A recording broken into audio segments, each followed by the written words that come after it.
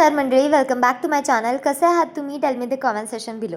चला, आज आपण महिन्याभर टिकणाऱ्या 3 वेगवेगळ्या प्रकारच्या चटण्या करणार आहोत. सुरुवात करूया सुक्या खोबऱ्याच्या चटणीपासून. 1.5 चमचे धणे आणि 1 चमचा जिरं आणि 2 वाट्या खोबऱ्याच्या घेतल्या होत्या. हे सुक्या खोबऱ्याची चटणी आपण बघतोय. सगळ्यात आधी धणं छान भाजून घेऊयात. धणं छान भाजलं गेलं की त्याच्यामध्ये जिरं टाकायचं आणि जिरंसुद्धा व्यवस्थित भाजून घ्यायचं. आता लसणाची 1 ते 1.5 कुडी घ्यायची, व्यवस्थित सोलून घेतली आहे तर मी बघू शकता तुम्ही. आता हे धणं आणि जिरं चांगलं गार होऊन देऊयात. आता ह्या चटणीमध्ये करताना एकच काळजी घ्यायची, धणं आणि जिरं आधी बारीक करायचं, कारण खोबऱ्याला तेल सुटतं आणि त्याच्यामुळे धणं जिरं व्यवस्थित बारीक होत नाही. त्यानंतर आता खोबरं बारीक करूयात. खोबरं आणि लसूण एक सोबत बारीक करून घ्यायचा आणि अशी छान त्याचा बुकणा करून घ्यायचा. घरातलं लाल तिखटसुद्धा ॲड करायचं आणि चवीनुसार मीठ. झाली चटणी तयार. इतकी सोपी चटणी पण लागते इतकी चविष्ट म्हणून मी तुम्हाला सांगते. आता ह्या चटणीमध्ये आपल्याला एक्सेस तेल ॲड करावं लागत नाही, कारण सुक्या खोबऱ्याला आपलंसं असं तेल सुटतं आणि जशी तुम्ही जास्त दिवस स्टोअर करताल तुम्हाला ते जाणवेलच. दुसऱ्या नंबरची चटणी बघूयात. आता हे जवसाची चटणी आहेत. यासाठी इथे मी 1 ते 1.5 वाटी जवस घेतला आहे. आता बनवायला खूप सोपी चटणी आहे. मगाच सारखीच प्रोसेस आहे, काहीच वेगळं ह्याच्यामध्ये मी केलं नाही आहे.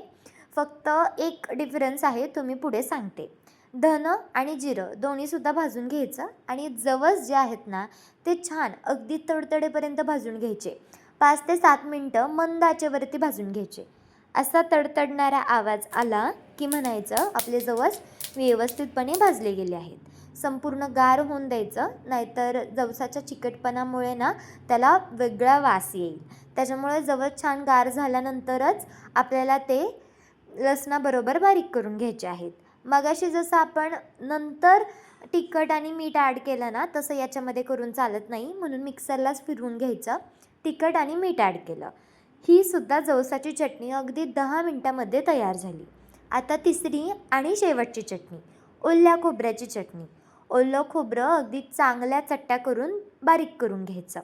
7 ते 8 मिरच्या घेतल्या होत्या. तुम्ही चवीनुसार चवीमध्ये बदल करू शकता. मला तिखट आवडतं म्हणून, पण ही चटणी जास्त अशी तिखट छान नाही लागत. कोथिंबीरबरोबर सगळं खोबरं बारीक करून घ्यायचं. अशी तडतडणारीच फोडणी हवी.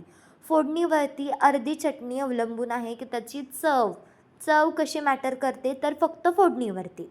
चवीनुसार मीठ टाकून खोबरं पूर्णपणे अगदी सुक्कं होईस्तोपर्यंत 10 ते 15 मिनटं मंद आचेवरती ही चटणी परतून घ्यायची आणि सगळ्यात शेवटी चवीनुसार मीठ टाकायला विसरायचं नाही. ह्या चटण्या महिनाभर एअरटाईट कंटेनरमध्ये आरामात राहतात. लवकर करून बघा.